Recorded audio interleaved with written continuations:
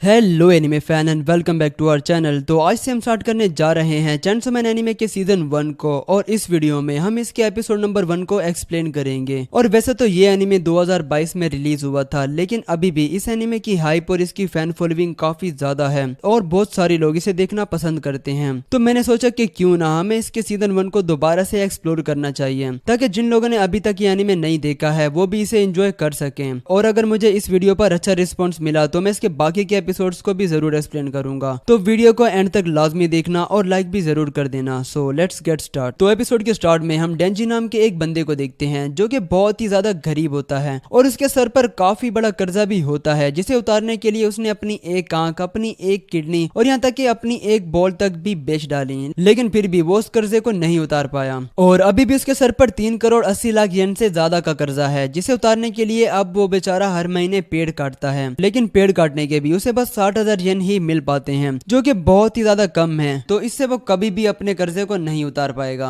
तो इसलिए वो पार्ट टाइम में वो एक डेविल हंटर का काम भी करता है। और जिन लोगों ने भी ये एनिमे पहले देख रखा है तो उन सभी को पता ही होगा कि इस दुनिया में काफी सारे डेविल्स भी एग्जिस्ट करते हैं। तो जहाँ पर डेविल्स होंगे तो वहाँ पर डेविल हंटर्स का होना भी बनता है ना। तो जिसके बाद हम देखते हैं कि डेंजी के पास भी पोचीता नाम का एक पेट डेविल होता है, जो कि असल में एक चेनसो डेविल है। और इसी की हेल्प से डेंजी डेविल्स को मारकर उन्हें बेचता है, और जो डेविल जितना ज्यादा पावरफुल होता है वो उतना ही महंगा बिकता है। जिसके बाद हम देखते हैं कि अब डेंजी एक टमाटर जैसे दिखने वाले डेविल का शिकार करने के लिए तैयार होता है। और तभी यहाँ पर आ जाता है चेनसो मैन एनीमे का शानदार सा इंट्रो। और इंट्रो के बाद हम देखते हैं कि डेंजी ने इस डेविल को मार गिराया होता है। और तभी यहाँ पर एक ओल्ड मैन आकर डेंजी से कहता है कि बच्चे, तुमने बहुत अच्छा काम किया, और क्या तुम्हें पता है कि इस डेविल की जो डेड बॉडी है उसकी ब्लैक मार्केट में काफी ज्यादा डिमांड है, तो मैं तुम्हें इसके 4 लाख येन दूंगा। जो सुन डेंजी बहुत ही ज्यादा खुश हो जाता है। और तभी वो ओल्ड मैन कहता है कि तुम्हारा कर्जा निकाल कर तुम्हें बस 70,000 येन ही मिल पाएंगे। जो सुन डेंजी काफी ज्यादा निराश हो जाता है और वो कह रहा होता है कि अगर वो अपने सभी बिल्स वगैरह को निकाल दे तो उसके पास 1,000 येन से भी कम पैसे बचेंगे। तो लगता है कि उसे इस महीने भी बस इन्हीं पैसों में ही गुजारा करना होगा।